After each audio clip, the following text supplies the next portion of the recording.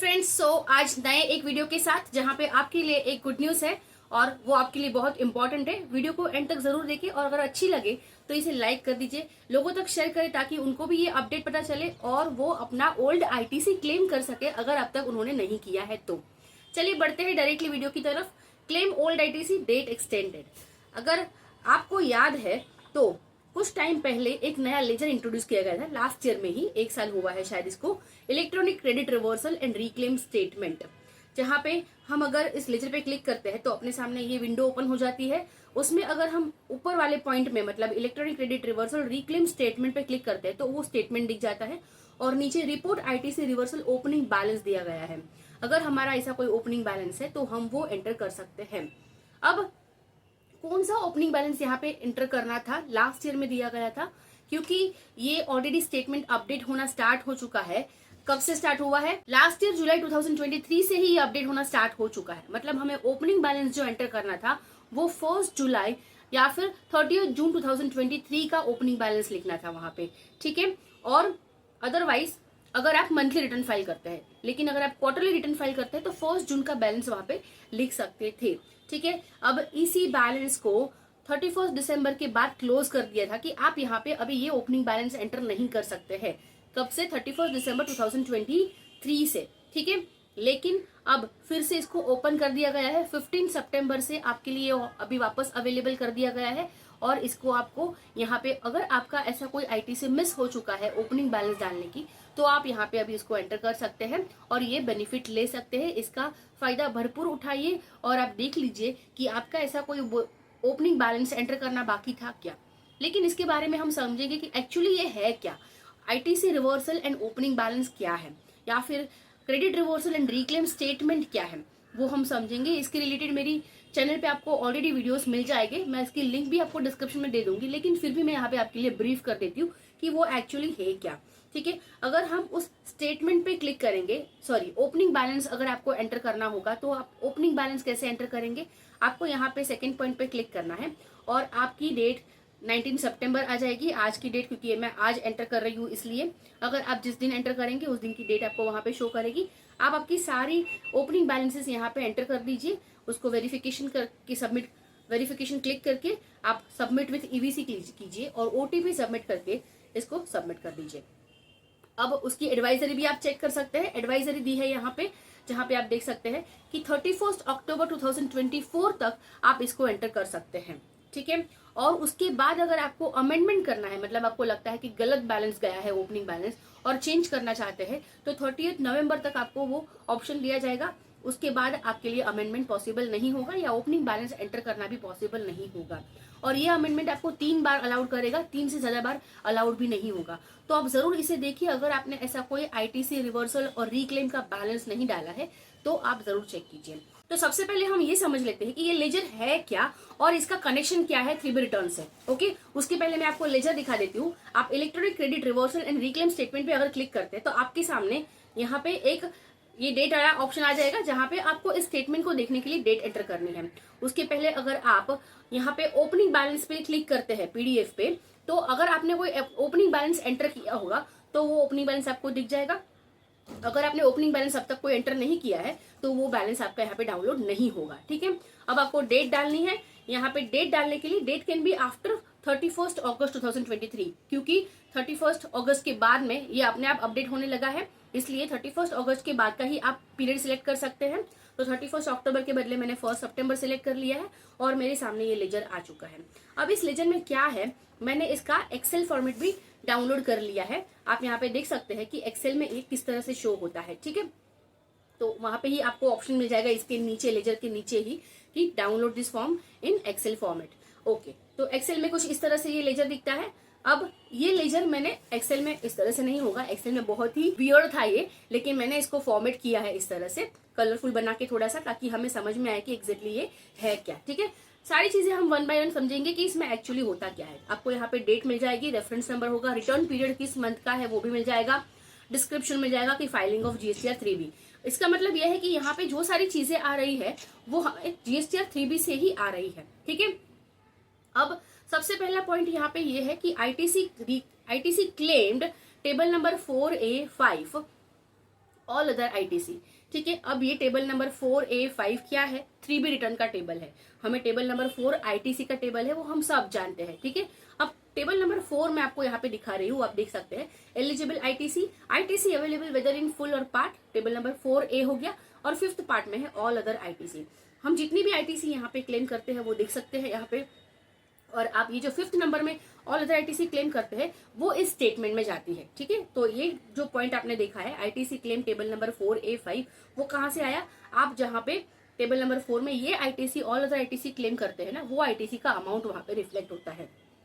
ठीक है, अब नेक्स्ट उसके बाद पॉइंट है ITC reversal table number 4B2 eligible to reclaim. ठीक है, अब वो क्या है? वो टेबल नंबर 4 में वापस जाके देख सकते हैं हम लोग। टेबल नंबर बी में 2 पॉइंट। अब टेबल नंबर बी मतलब आईटीसी रिवर्स्ड। आईटीसी रिवर्स मतलब क्या? कुछ आईटीसी ऐसे होते हैं जो हमारे 2B में शो हो रहे हैं तो, और लेकिन हम उसको क्लेम नहीं कर सकते हैं। ब्लॉक क्रेडिट जैसे कि सबसे बड़ा एग्जांपल है। ब्लॉक क्रेडिट क्या होता है?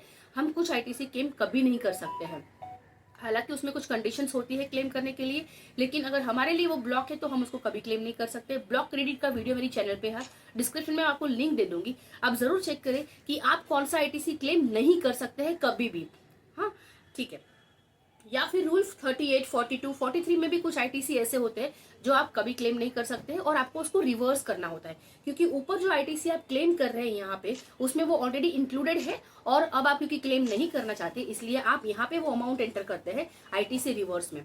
तो उसमें फर्स्ट पॉइंट में तो स्पेसिफाई कर दिया है कि आप कौन सा आईटीसी रिवर्स कर रहे हैं, रूल 43, 42 और 38 का, लेकिन और सेक्शन 17(5) का। लेकिन इसके अलावा भी कुछ आईटीसी ऐसे होते हैं जो आपको रिवर्स करने होते हैं। जैसे कि उसका बेस्ट एग्जांपल है और बहुत बड़ा एग्जांपल है, अगर आप अपने सप्लायर को विद इन 180 डेज पेमेंट नहीं करते हैं तो आपको वो आईटीसी रिवर्स कर देना होता है। अब 180 डेज में पेमेंट नहीं किया तो आपने आईटीसी तो रिवर्स कर दिया है। ठीक है, और वो अमाउंट आपको यहाँ पे लिखना है। या फिर ऐसे कोई टेम्पररी रिवर्सल कुछ हो गए तो वो आईटीसी आप यहाँ पे लिख सकते हैं। ठीक है, तो ये हो गया आपका ये टेबल, जहां पे हमें कहां से अमाउंट आएगा? टेबल नंबर 4B2 से, और वो टेबल नंबर 4B2 क्या है वो भी मैंने आपको बता दिया है। ठीक है, अब नेक्स्ट पॉइंट देख लेते हैं कि अब इस स्टेटमेंट में थर्ड पॉइंट ये होता है आईटीसी रीक्लेम्ड।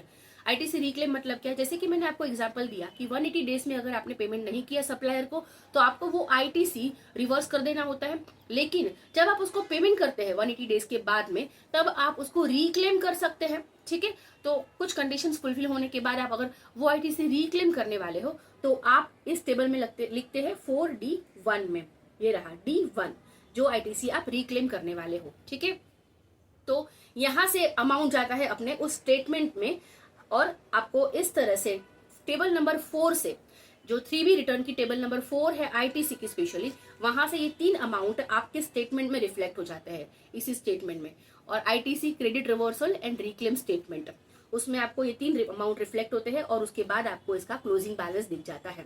ठीक है, अब ये क्लोजिंग बैलेंस भी कैसे दिखता है वो भी हम देख लेते हैं। यहाँ पे था क्लोजिंग बैलेंस, ये रहा opening balance plus reversal minus आपने कितना रिक्लेम किया है, डिफरेंस आपको यहाँ पे मिल जाएगा और एज अ क्लोजिंग बैलेंस वो शो करेगा। अगर ऐसा कोई आईटीसी है जो आपने रिवर्स तो कर दिया लेकिन अब तक रिक्लेम नहीं किया है तो वो बैलेंस आपको मोस्टली यहाँ पे शो करेगा। ठीक है, सो ये था अपना एक नया ledger electronic credit reversal and reclaim statement, जिसको अगर ओपनिंग बैलेंस आपने लास्ट ईयर में नहीं डाला था और आपसे मिस हो गया था और आपको लगता है कि ऐसा कोई बैलेंस पेंडिंग है आपका आईटीसी क्लेम करने के लिए, तो आप वो बैलेंस जरूर इसमें लिखिए। आपके लिए गोल्डन अपॉर्चुनिटी है, 31 अक्टूबर से पहले आपको लिखना है, उसके बाद अमेंड कर पाओगे आप 30 नवंबर तक। ठीक है, शायद ये डेट वापस कभी एक्सटेंड ना हो तो आप इसकी केयर जरूर करें। इसके साथ साथ में और एक नया लेजर इंट्रोड्यूस किया है जीएसटी पोर्टल में, RCM liability and ITC statement. इस लेजर की डिटेल वीडियो की लिंक मैं आपको डिस्क्रिप्शन में दे चुकी हूँ, अब जरूर से देखिए कि वो स्टेटमेंट क्या है। अगर आपको एप्लीकेबल है तो आपको जरूर बेनिफिट रहेगा ये वीडियो देख के। ठीक है, अगर कोई क्वेरीज है तो आप मुझे कमेंट सेक्शन में पूछ सकते हैं या फिर मेरा टेलीग्राम ग्रुप ज्वाइन कर लीजिए, वहां पे हम क्वेरीज डिस्कस करते रहते हैं। इसके रिलेटेड या किसी और सब्जेक्ट के रिलेटेड, इनकम टैक्स रिलेटेड भी होगी तो भी हम वहां पे डिस्कस करते हैं। ठीक है, अब आपके लिए मैंने रिसेंटली कुछ कोर्सेज लॉन्च किए थे, उसमें से फर्स्ट कोर्स है फाइनलाइजेशन ऑफ अकाउंट्स, जहां पे अगर आपको बेसिक एंट्रीज पता है लेकिन आपको फाइनलाइजेशन कैसे करना है वो पता नहीं है, आपके बॉस या सीनियर्स आपको सिखाते नहीं है, या फिर आपके क्लाइंट के लिए भी आप accurately books of accounts finalize करना चाहते हैं, तो बहुत सारे एडजस्टमेंट एंट्री मोस्टली सब कुछ कवर किया है मैंने इसमें। एडजस्टमेंट एंट्रीज में प्रोविजन फॉर टैक्स, फिर accrued income, accrued expense, outstanding expense, prepaid expense, advance receipt from debtors, creditors, ऐसे बहुत सारे एडजस्टमेंट्स जो हमें ईयर एंड में तो करने होते हैं, साथ में कुछ एडजस्टमेंट ऐसे होते हैं जो ईयर के बिगिनिंग में भी करने पड़ते हैं। और ऑडिट के लिए आप ऐसे अपने बुक्स ऑफ अकाउंट्स को फाइनलाइज करेंगे कि ऑडिटर आपको कोई क्वेरीज इसमें रेज नहीं कर सकता है। सो बहुत सारी चीजें इसमें इंक्लूड है। आप कोर्स की डिटेल यहाँ पे भी देख सकते हैं और साथ में आपको बोनस प्रोवाइड कर दिया जाएगा जिसमें 1 मंथ का व्हाट्सएप सपोर्ट मिलेगा, जहां पे आप अपनी फाइनलाइजेशन रिलेटेड क्वेरीज मुझे पूछ सकते हैं। विद इन 48 आवर्स आपको उसका आंसर मिल जाएगा। और सबसे ज्यादा इंपॉर्टेंट, इसमें जो एक्सेल शीट मैंने यूज की है वर्किंग के लिए, उसकी भी आपको कॉपी प्रोवाइड कर दी जाएगी। सो इसमें कंपनीज का भी फाइनलाइजेशन है, पार्टनरशिप फर्म का भी है। कंपनीज के लिए डिफर्ड टैक्स की वर्किंग बहुत इंपॉर्टेंट होती है, डिफर्ड टैक्स की एंट्रीज भी बहुत इंपॉर्टेंट होती है, तो वो सारी चीजें इसमें कवर्ड है।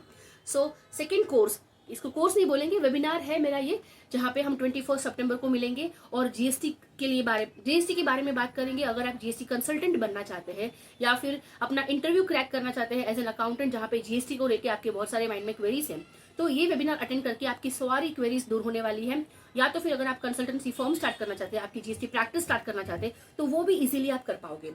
तो यहाँ पे भी आपको बोनस मिल जाएगा, 1 मंथ का व्हाट्सएप सपोर्ट मिलेगा। साथ में आप कैसे क्लाइंट को अप्रोच करेंगे, कैसे उनको कन्वर्ट करेंगे, क्या फीस कोट करेंगे वगैरह की ट्रेनिंग भी आपको एज अ बोनस प्रोवाइड कर दी जाएगी। अगर आप इंटरव्यू के लिए प्रिपेयर कर रहे हैं तो इंटरव्यू में आपको किस टाइप के क्वेश्चन पूछे जाएंगे, आप कैसे इसको रिस्पॉन्ड करेंगे, कैसे आप प्रिपेयर करेंगे खुद को इंटरव्यू के लिए, उसकी भी ट्रेनिंग एज अ बोनस आपको प्रोवाइड कर दी जाएगी। और भी बहुत सारे बोनसेस है, आपकी डिटेल्स आप उसकी डिटेल स्क्रीन पे देख सकते हैं। अगर आप कोर्स को या फिर मेरे वेबिनार को रजिस्टर करना चाहते हैं तो लिंक डिस्क्रिप्शन में है, वहां पे क्लिक करके मुझे मैसेज कीजिए। आपको कोर्स या फिर इस वेबिनार की पूरी डिटेल्स मिल जाएगी और वहां से आप उसको एनरोल या रजिस्टर भी कर सकते हैं। वीडियो अच्छी लगी तो लाइक शेयर जरूर कीजिए, लोगों तक शेयर करें ताकि वो भी समझ पाए कि ये नया स्टेटमेंट क्या आया है या फिर ओपनिंग बैलेंस अब तक उन्होंने क्लेम नहीं किया था तो वो क्लेम कर सकते हैं। मेरे चैनल को सब्सक्राइब जरूर कीजिए, इससे मुझे मोटिवेशन मिलता है। Thank you so much for watching this video.